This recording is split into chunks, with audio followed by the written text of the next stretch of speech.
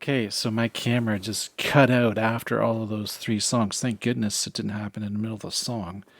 I don't know what I would have done then. It kind of would have spoiled the whole thing. So, get my water here. Okay, well, first of all, thanks for recommending I listen to all three in a row because now I can get it. I can get it why you need to do the three in a row. Genesis did this in some of their albums too, where they tied together some earlier songs and kind of had a reprise at the last song of the album. Now I know this. I don't know if there was specifically a reprise. I don't know the songs well enough to recognize if they actually brought back some elements of the first two songs there. And like I say, it's the first time I heard these songs. So I made little notes about each one. I probably threw them on the screen. So once again, let me say, I'm glad you recommended doing all three at once. I think the first two kind of prepared you for the last one. I was smiling in different parts of these songs, if you may have noticed.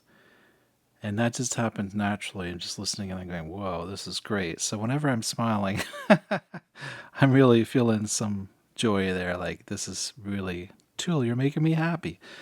So Tool makes me happy. Let's see, the first tune, which was Disposition, right? Yeah, they're doing the East Indian drums. I guess on that album they did more that maybe visited that. And isn't that interesting how all the great bands, Led Zeppelin, Beatles, probably lots more too, visit this Eastern drumming and so bring this East Indian feel with some of their drums and stuff like that. That's really cool. And to me, that's sort of symbolic to, what you identify so much with when you listen to that Eastern music is spirituality. I've never been to India, but I've always wanted to. Whenever I've known Indian folks, I just feel this instant sort of at oneness kind of with them in a different way than I would with a lot of other people. There's something about that culture and that history that they have. So the meditative elements in the second tune, reflection, I guess that makes sense, right? Reflection is sort of meditative. You're reflecting. The guitar was some great stuff. It had a sort of sci-fi feel with some of the synths. I love sci-fi. Liquid drums, that's what a couple I jogged that down. As full and bright as I am, this light is not my own, and a million light reflections pass over me. That was a cool line. To me, this is alluding to a spirituality that I'm sensing in Maynard, even though it's tied to no church, obviously, with his history and with his mom and stuff, as I've been learning. Yeah, when I was listening to that solo in the second song, Reflection, I was thinking images of Middle East.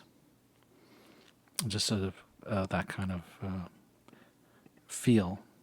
And pyramids, it just made me think of that.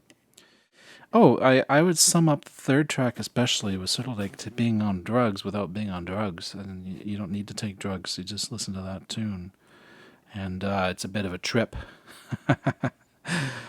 So, and there's so many levels, so many layers and levels, and timing too, the way the band was layering different kind of feels, especially near the end of the last track, Triad.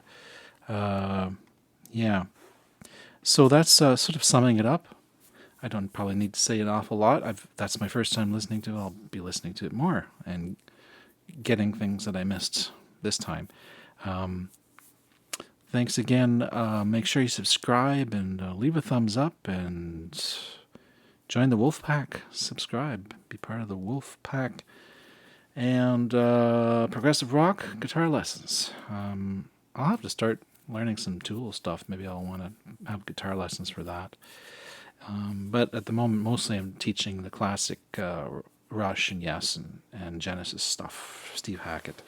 Anyways, I'm rambling on, so spiraling out all of you. You all take care now and grow your hair. Bye.